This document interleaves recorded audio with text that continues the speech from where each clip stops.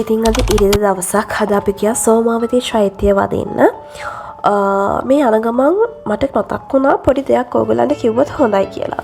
ඉතින් අපි මනෝවිද්‍යාවේදී ඉගෙන ගන්නවනේ ඇයි මිනිස්සු මේ විදිහට හැසිරෙන්නේ, ඇයි මිනිස්සු මේ විදිහට හිතන්නේ පතන්නේ කියලා. ඒකමනේ මනෝවිද්‍යාව කියලා කියන්නේ. ඉතින් ඒ විදිහට අපිට මිනිස්සුන්ගේ හැසිරීම් හිතන පතන විදිහ ගැන අධ්‍යයනය කරන්න උදව් වෙන එක එක තියරිස් තියෙනවා. එක එක න්‍යායාත්මක පසුබිම් තියෙනවා. ඒ අතරින් එකක් තමයි සාන්දෘෂ්ටිකවාදය කියලා කියන්නේ. ඉතින් වචනේ චුට්ටක් බරපතලයි. හැබැයි ඒ කියන න්‍යාය තුල ඕගොල්ලන්ට දැනගන්න එක ඉතාමත් වටින අදහසක් ගැබ් වෙලා තියෙනවා. මට හිතුණා ඒක පොඩ්ඩක් ඔයගොල්ලන් එක්ක ෂෙයා කරගන්න. ඉතින් මේ සාන්දෘෂ්ටිකවාදීන් කියන විදිහට මිනිසා තුළ, මනුෂ්‍යයා තුළ උපතින්ම හිඩසක් තියෙනවා. අපි ඒ හිඩස නැත්තම් ඒ සිදුර හඳුන්වනවා භවරික්තකය. එහෙම නැත්තම් ආධ්‍යාත්මික සිදුර කියලා. මේ ආධ්‍යාත්මික සිදුර ඇති වෙන්නේ මිනිස්සු විසින් ආධ්‍යාත්මික ජීවිතය දියුණු කරගන්නේ නැති නිසා. ලෝකයේ තියෙන සැබෑ තත්ත්වය, කියන්නේ යථාර්ථය හරියට තේරුම් ගන්නේ නැත්නම් මේ ආධ්‍යාත්මික හිරස ලොකු වෙනවා කියලා තමයි මේ සාන්දෘෂ්ටිකවාදීන් කියන්නේ. මොකද්ද මේ යථා ස්වභාවය කියලා ඒගොල්ලන් හඳුන්වන්නේ?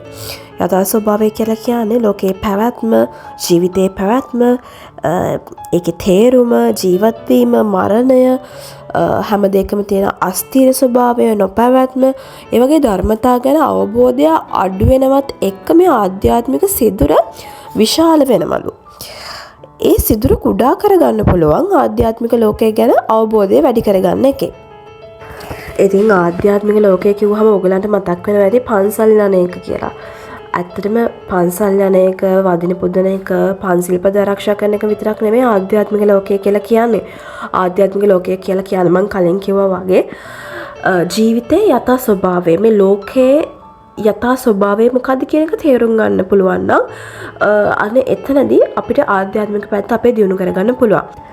ඉතින් බෞද්ධ වෙන්න පුළුවන්, කතෝලික වෙන්න පුළුවන්, ඊට පස්සේ ඉස්ලාම් වෙන්න පුළුවන්. ඒ මොනම ආගමක වුණත් ඔයාට ඒ තමන්ගේ ආගමෙන් කියලා දීලා තියෙන ඉගැන්වීම් ප්‍රායෝගිකව ක්‍රියාවට නංවනවා නම් කවදාවත් ජීවිතේ හිස් බවක් දැනෙන්නේ නැහැ. අන්න ඒකයි මට කියන්න උවමනා වුණේ.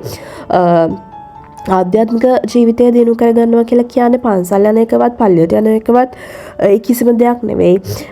ඒත් එක්කම ඒ දේවලුත් එක්කම ඒ හරය, තමන්ගේ ආගමේ කියලා දෙලා තියෙන හරය ප්‍රායෝගිකව ක්‍රියාවට නංවන්න උත්සාහ කරනවා නම් අන්න එතනදී ඔයාලට අර කියන භවරික්තකය අඩු කරගන්න පුළුවන්.